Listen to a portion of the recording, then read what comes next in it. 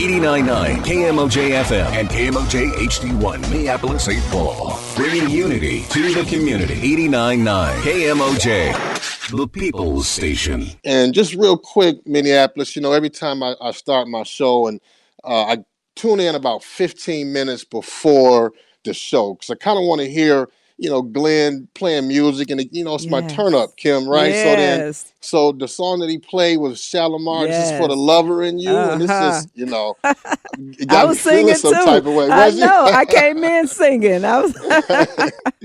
So it does. It's just it gets me going, and it's always a pleasure to hear Glenn and your voice. So, Thank you. We appreciate that. I want to talk today a little bit about community safety. Obviously, there has been some work going on about transforming community safety in Minneapolis. This has been a topic that has been going on for quite some time. The city is doing some great work around some year-long engagement around what that means. I've got the perfect person to talk about transforming community safety. She's been on our show last year and maybe even a few times. Director of Office of Violence Prevention, Sasha is on the line. And I feel lucky, right? Because the last two shows, I had two of my favorite internal people in the city on the show. And the first one was April Graves last week. And Sasha is definitely one of the people that I trust with information in her work around what she's doing as the Director of Office Violence Prevention.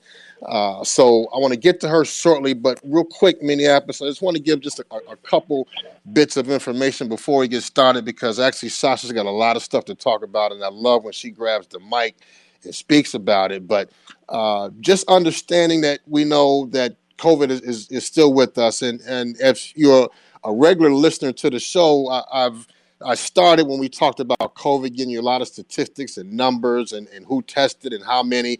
And if you can kind of see the pattern, I'm not necessarily giving you out all of these numbers, right? I think, and it's not that it's COVID fatigue, but I want to make sure that folks understand that COVID is still here. So I will give you some tips, right?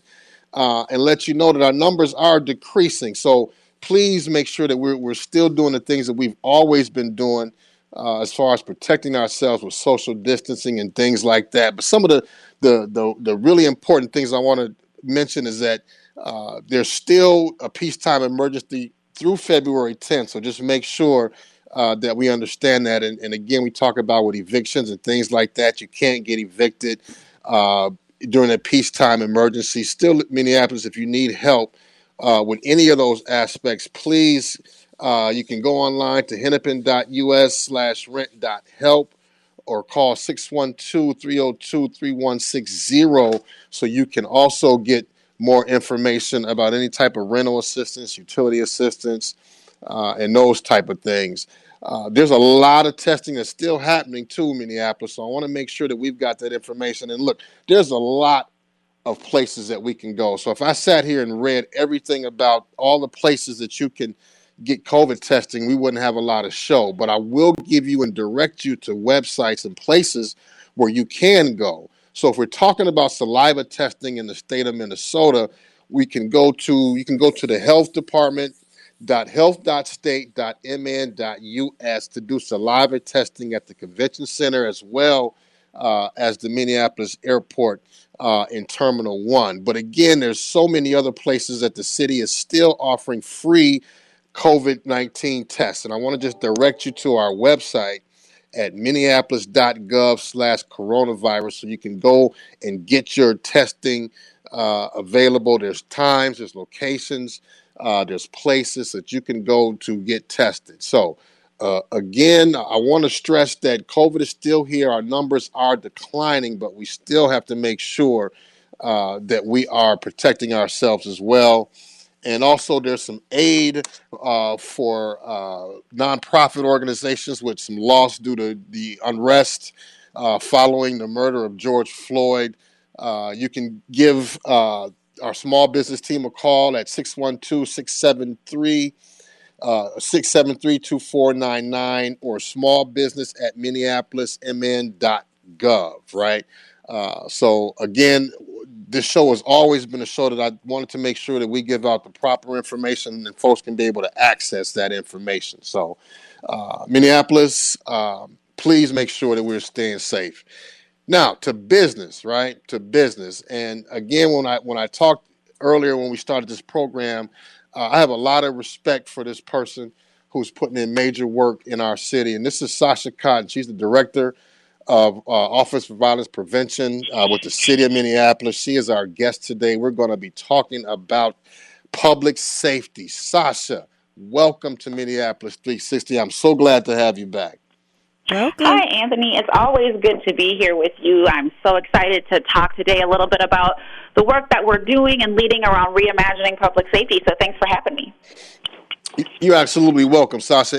And one of the things that I think a lot of people know in our city is that this is a major undertaking, which you're leading this effort. So to remind some folks who aren't familiar with what you do and what your office does, give us a little bit of information regarding that, Sasha. Yeah, so the Office of Violence Prevention, we are still relatively new. We came out of the city's budget in 2018 and really established in 2019. And our role is to really look at violence as a public health issue. So to your words of wisdom earlier about COVID, we think about the spread of violence much in the same ways that we think about the spread of COVID, that the more contact you have with a thing like COVID or violence, the more likely you are to contract that problematic item and have it affect your life. And so we believe that we can mitigate the transmission of violence like we do with COVID by raising public awareness, having opportunities for people to get programming that can sometimes feel like vaccination or look like vaccination, but also really focusing on testing and recognizing that those who are at greatest risk need the interventions as soon as possible. And that cuts across the board with public health generally and certainly has application for violence. And when we talk about community safety, we all know that the city council passed a resolution committed to transforming this work. So tell us more about this work, Sasha. Give us kind of the meat and the details around this effort in community safety. Yeah, the city of Minneapolis has been thinking about violence as a public health issue for a while, even though we didn't have an Office of Violence Prevention. And I think with the murder of George Floyd and the commitment that our elected officials have made to reimagining public safety, we've been really fortunate to have leadership across the enterprise come together to think about what a structure might look like to start those conversations. So there was a commitment to a one-year process. It did not get underway as early as I think some people would have liked, but we are working on gathering that community input now, both through a survey. We've been doing some community engagement sessions, and Anthony, I know graciously you've helped us to organize some of those in the African American community. We'll continue to do those. And we're hoping that as the weather breaks, we'll be able to do more of this work in person. We know that this virtual reality is really hard, but we're optimistic that in spring and summer we can continue to gather input. Although the commitment is a one-year commitment, we recognize that this is going to take more than 1 year to really get to the magnitude of what it's going to look like to reimagine public safety. So we see this as one segment of this reimagining work, but we'll have to eventually transition from reimagining to actually transforming public safety. And I think that's the work in front of us that's going to require so much input from our communities. We are here with Sasha Cotton, Director of Office of Violence Prevention for the City of Minneapolis, talking about transforming community safety, and it's really giving us kind of a breakdown on what that is and some of the work that she's doing. And there's a lot more that she's going to talk about. But one of the things, Sasha, that I heard in some of the conversations I had was like, what are specifically can the city do about alternative responses, like so specifically changes like the 311 and 911, like what should we look for coming with the city regarding that? Yeah, so we're definitely looking at alternative responses, and I should say that as we've broken out the Reimagine work for this first application, we've kind of broken it into three big buckets. And so the first bucket is violence prevention. The Office of Violence Prevention is leading on that charge, both in developing new strategies and maintaining the strategies that we already have related to violence prevention. The second bucket is alternatives. So the thing that you're asking about and looking at alternative responses to 911 calls, we know that right now we have officers from our police department responding to a lot of calls that maybe would be more appropriately responded to by other people. And so alternatives will be looking specifically at. And the third pillar is really looking at police reform and policy and procedure, so things like training, policies related to the kinds of holds that law enforcement can do. And we know that there's been a longstanding commitment to thinking about reforming the police department under the leadership of Chief Arredondo and even before. So just wanted to give that context before I jump into sort of thinking about these alternatives. In the proposals that we put forward, and the alternative work is really led by Andrea Larson and Brian Smith out of the coordinator's office, but as a convener, we're certainly talking about these things too in the OVP. One of the things that I'm really excited about is some of the work we're going to be doing around mental health and trying to develop mental health response teams that will be going out to 911 calls and responding when there's a non-violent mental health crisis happening. We'll be having both mental health professionals and sort of community members who are trained in trauma and mental health response, some of the folks that are currently working in the Office of Violence Prevention on some of our initiatives, but also looking across the community at folks who really have deep investment and relationship in their, whether it be geographic or cultural community, so that we can have people seeing friendly, well-trained people show up when they're in the midst of a crisis.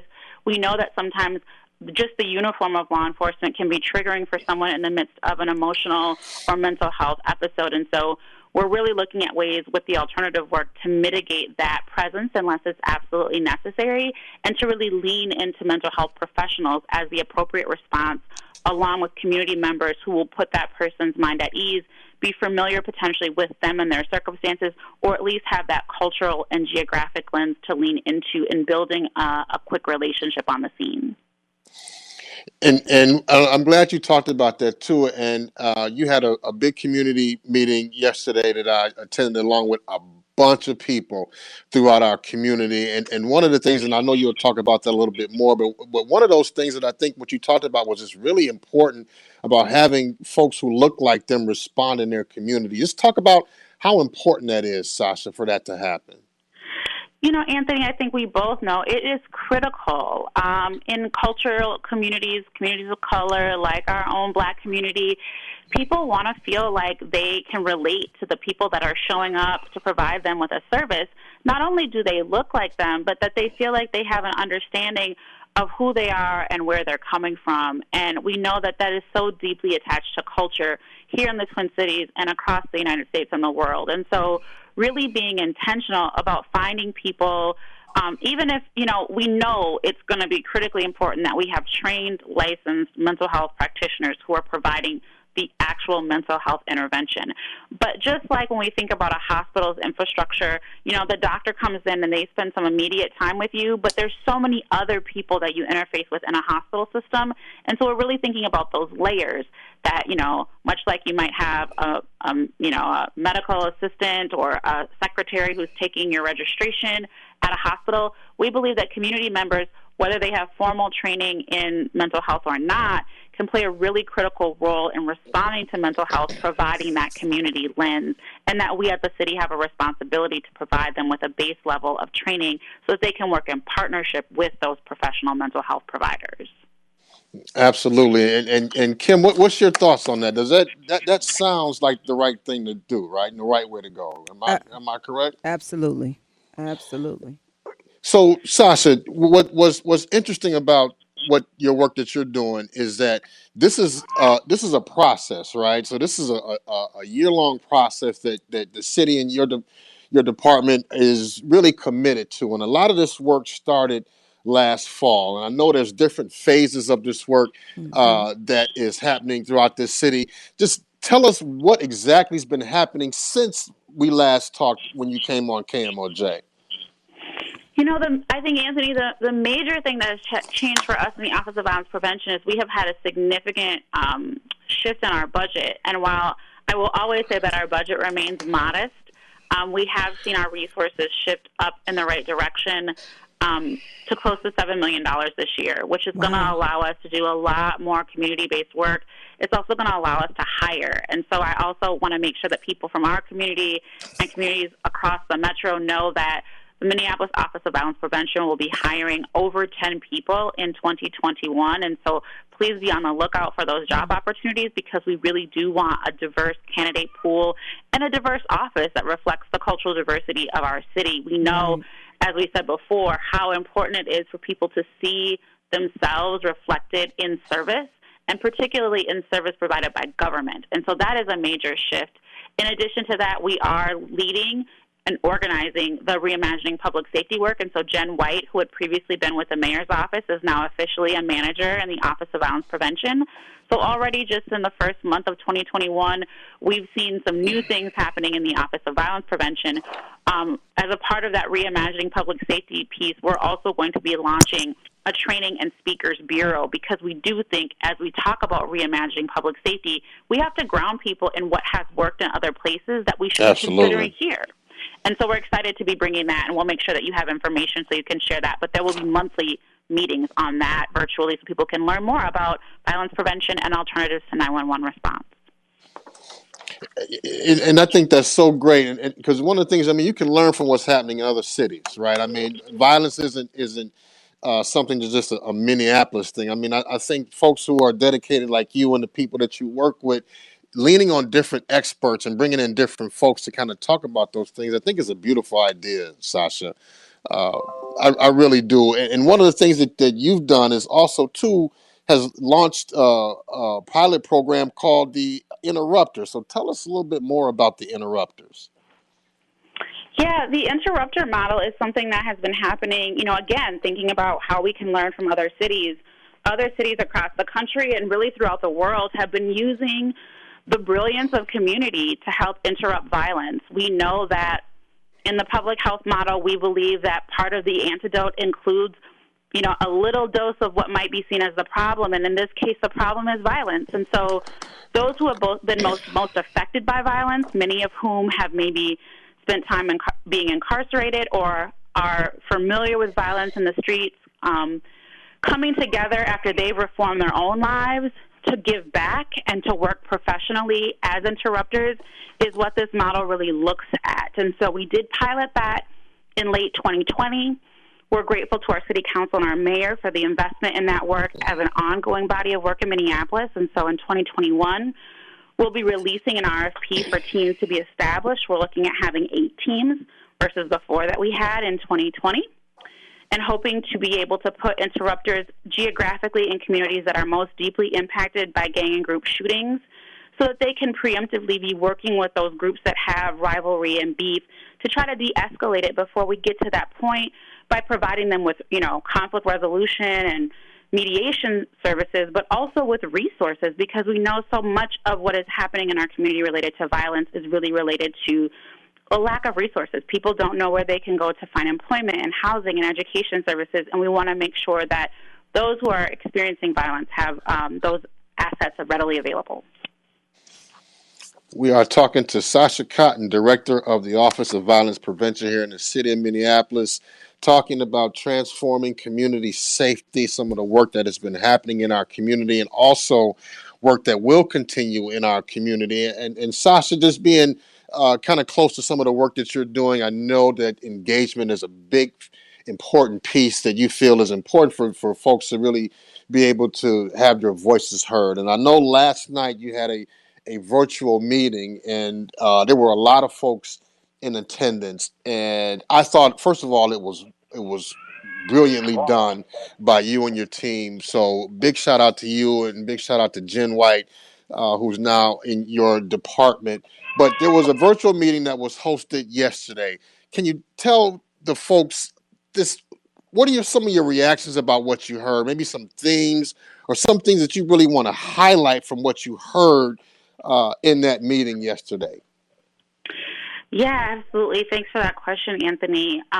Big shout out to the team. I was definitely on and provided some context about the OVP, but, shout out to the innovation team in the city of Minneapolis, as well as to our partners in civil rights and the police department, who are also helping to lead the reimagining work in their respective pillars.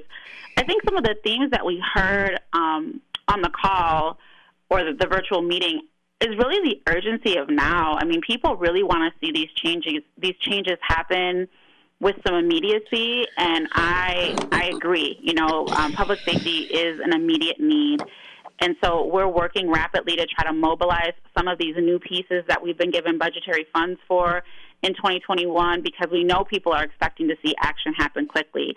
I think the other piece that we heard was that people want to know that what we're putting out there are things that have been researched and that have a likelihood for working. And so, those things don't inherently go together. Identifying things that have been researched takes time. And so it's going to be a both-and process, and we would certainly ask that the community join us in this journey and recognize that we are working quickly to try to mobilize things, but that we want to provide high-quality efforts. And so it is going to be a both-and of putting things out, testing if they work, and then having to tweak and refine along the way. I often like to remind people that the institution of policing in Minneapolis is over 150 years old. Absolutely. And these alternatives and the Office of Violence Prevention all have less than a decade in the game. And so, many of them less than 2 years in the game. And so while we definitely believe the things that we're putting out there have impact and are having, good outcomes, we also implore you to give us some time and your investment that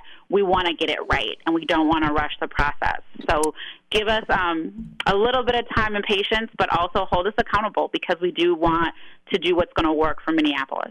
Yep. And you know what? Now's the perfect time. So community, as you guys are tuned in, right? Look, Anthony, I hear you laughing.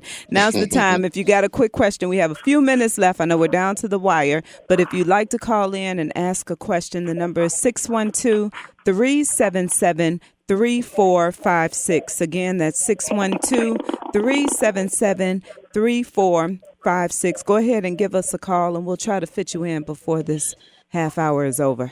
And what's interesting too, Sasha, is that we're trying to add callers more to our show. And I know, but just talking with Kim here during our conversation, someone wanted to call in with a question. And with the time we got left, if we do have a call, are you okay with taking a call from our community? I'm always down to talk to our community. All right. Sure. We got a caller right now. Let's see if we can get him on the line. 89.9 KMOJ.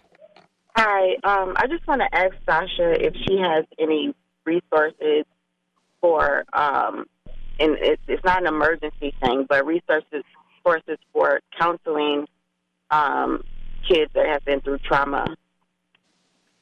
Yeah, absolutely. We work with a couple of agencies. I would want to get a little bit more information from you around background of that young person, but the organizations that we work with are like Kente Circle and the Family Partnership, who all have, trauma response teams that work specifically with young people and children. And so those are some of the names that pop up. But I'd also be happy to talk with you offline. I can give my office number right now. It's 612-673-2729. If you want to give me a call and leave a message, I'm happy to follow up with more details. Okay, thank you. I will do that. Thank you. Thanks, hon. And thank you for that call, taking that call, Sasha. One of the challenges that we have in a half-hour show is that we try to get callers in, and there's so much content information that it's difficult. So one of the things that I've made sure that I try to do is have folks call in, and we just say, listen, community wants to speak. Let's take a phone call. So I appreciate you. Yes. Taking that call and knowing who you are. I mean, this is how you roll anyway. Mm-hmm. So yeah, it's all about the community for sure. We're doing our best to meet the needs, and that is a day-to-day thing. Gotta do it. Wonderful. So, Sasha, with our last few minutes in our program, talk about and tell folks how people can get more engaged and a few more timelines that are coming up for this work. And how folks can gather information about the work that you're doing. Yeah, absolutely. So first and foremost, I'll say that we finally have a website up for the Reimagining Public Safety work on the city's platform. So please check that out. If you go to the city's website, you can navigate through it and just, do a quick search of Transforming Public Safety or Reimagining Public Safety, and you'll find that work. Also, like I mentioned before, we're going to be doing a lot of hiring, both internal to the city as well as to the interrupter teams. And so please, please, please be on the lookout. Continue to listen in for Anthony's show because we'll make sure that he gets updates about that because we do want to bring community in as paid and well-paid staff and consultants to the Office of Violence Prevention. And then the third thing is, follow our Facebook page. We're trying to really have a social media presence. If you Google Minneapolis Office of Violence Prevention or search for it on Facebook, you will find us, and we're trying to make sure that we're updating people there about all that we're doing on a regular basis. We are with Sasha Cotton, Director of Office of Violence Prevention here at the City of Minneapolis. And Sasha, just before you go, this is a heavy lift that was put on your shoulders and your team's shoulders, and you've been handling this beautifully. So I want to, as a city employee and also as somebody who is rooting for you, that I am so happy that you're able to do this work. I know for a fact there's a lot of people in the city that is rooting for you, sister. So continue good work, continue success, and I am so happy that you're the one that is in the forefront of this work, along with you and other partners, of course. But if anybody can handle this, it's you. So I appreciate you coming on with us today. Oh, thank you, Anthony, and thank you for your partnership and the work. We look forward to what 2021 will bring and all the ways we can work together with you and community. Now, before you go, Sasha, there's one more caller trying to call. Should we try to sneak him in, you guys? Yeah, absolutely. All right. Hey, caller, you there? Yes, I am. Go ahead. You have Sasha and Anthony on the line. How are you today? I'm good. I'm good. Can't complain. I was wondering, I know she worked with violence prevention. I wanted to know if Sasha was doing anything with the prison reform, anything with privatizing the prison system, because, as long as that system is privatized, it's motivated by money, and that motivates them to keep the prisons full, and they keep them full with us.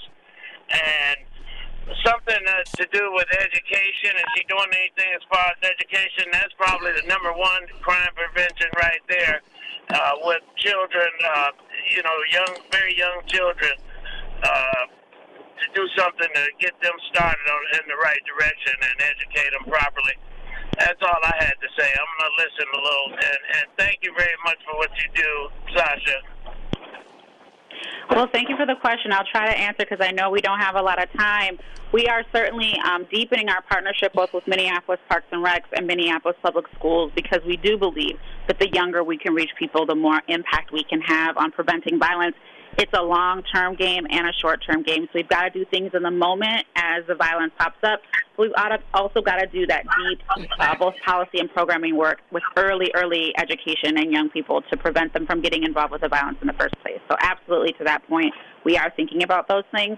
On the issue of prison reform, that really is a matter of state policy, so the city and the county don't have as much jurisdiction in that, but we do really focus a lot of our violence prevention programming on folks who are re-entering community from incarceration as a means to help them prevent any issues that might, cause them to go back into our prison system. And that's really, I think, where our greatest touch point is on the correctional system.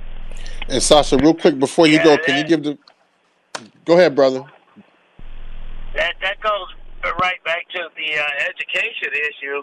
If a uneducated person is incarcerated and don't have any skills, any pliable skills, as soon as they get back out, they're in the same situation they were in before they went in.